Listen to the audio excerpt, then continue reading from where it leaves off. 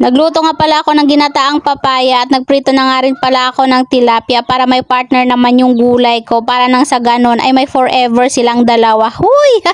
At kinahaponan na nga po ito at napagtripan po pala namin na maghanap nga po ng mauulam namin kinagabihan. Ito nga palang kaganapan na to ay kahapon na kung saan ngayon ko lang talaga na-edit at ngayon ko lang din talaga ma-upload, no?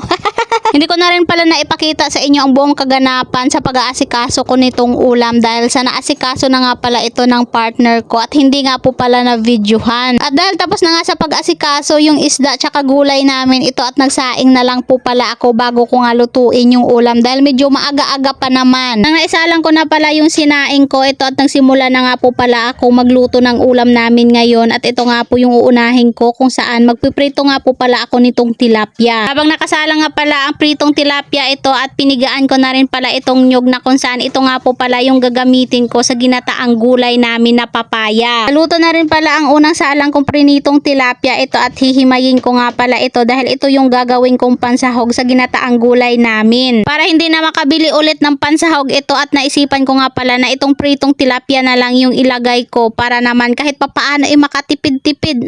Nang maluto na nga pala ang pangalawang salang na pritong tilapia, ito naman nga po pala yung sunod na ginawa ko. Ang pagluluto ko nga pala ng ginataang papaya at ito na nga po nilagay ko na nga rin pala sa kaldero ang mga pampalasa at syempre papakuluan ko muna yan bago ko nga pala ilagay ang papaya. Nang kumulo na nga pala ito syempre nilagay ko na rin ang papaya at pakukuluan ko lang yan ulit hanggang sa lumambot. Ito na nga po at hindi na rin nagtagal kumulo na at syempre malambot na rin yung papaya kaya yung sunod ko namang nilagay dito ay itong gata at hinalo-halo ko na rin pala. Syempre nilagyan ko na rin pala yan ng mga pampalasa. Katulad ng betchin, asin, tsaka sinunod ko na rin palang ilagay dyan itong talbos ng kamote dahil syempre saglit lang din naman yan maluto. Pakukuluan ko lang ng ilang minuto at okay na to, luto na kaya kakain na po kami ng aming tanghalian at ito lang po kasimple yung ulam namin ngayong tanghalian, ang ginataang gulay at syempre itong pritong tilapia. Nang matapos nga po pala kaming kumain ng tanghalian namin, nagpahinga nga po pala kami ng saglit lang at ito nga po yung sunod na ginawa namin, pumunta nga po pala kami dito sa bahay ni nanay. Napagdesisyonan nga po pala namin na pumunta dito sa bahay ni nanay dahil sa bahay sobrang init talaga. At dahil nga po sa sobrang init, ito yung anak ko na pagdesisyonan nga po pala niya na maligo at ito namang partner ko, pinainom nga po pala niya ng tubig itong bakat. Mga bandang alauna na rin siguro ito at niyaya ko nga pala yung partner ko na maghanap nga po pala kami ng mauulam namin mamayang gabi. Ang ending sila lang din ang mga bayaw ko at pamangking ko yung gumawa nito dahil syempre buntis na ang person.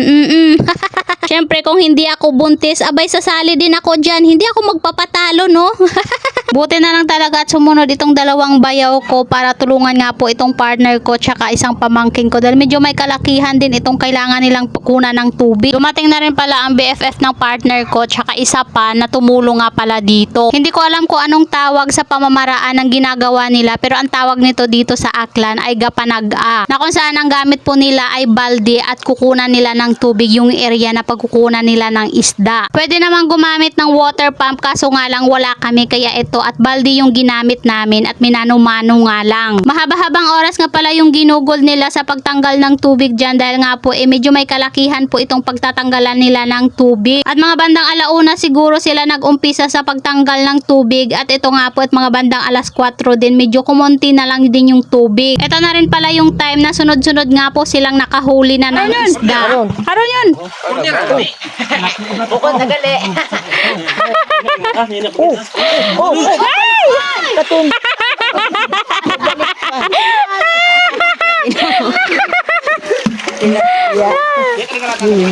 Baho-baho ka! Be? Kaduyo siguro kayo ano? Ay, ito. Medyo matagal-tagal nga po yung pagbabad nila dyan sa tubig dahil may gusto talaga silang makuha dyan na hindi talaga nila mahuli-huli at may kalakihan. Kaya ito at ginamitan nga po pala nila ng lambat para nga po ima-corner nga po yung malaking isda at mahuli na nga po pala nila. And finally, sa nabahaba nga pong oras na paghahanap nila sa malaking isda ito at nahuli na nila. Ano naman sa pali ka? Basta udla sa lambat. Udla sa ano? Para masabi nito. Dakpagon. Gabo ama doon. Dakpagon. Nice one. Nice one. Wow!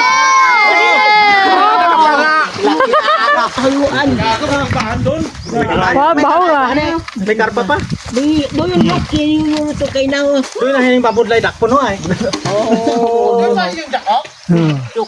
Hindi lang po yan dahil may isa pa po sila na kailangan nilang mahuli, yung tilapia na may kalakihan, at ito na nga po, at nahuli nga po ng bayaw ko. Ito na nga rin pala lahat ang nakuha nila sa area na yon, at hindi pa nga po pala sila nakontento, at pumunta pa sila dito sa kabilang area na kung saan malapit lang din ito sa doon sa unang area na pinagkuhaan nila ng isda. Dan! Ano yan?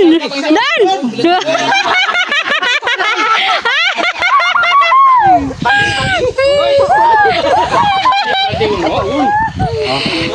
Ah, ginahaboy!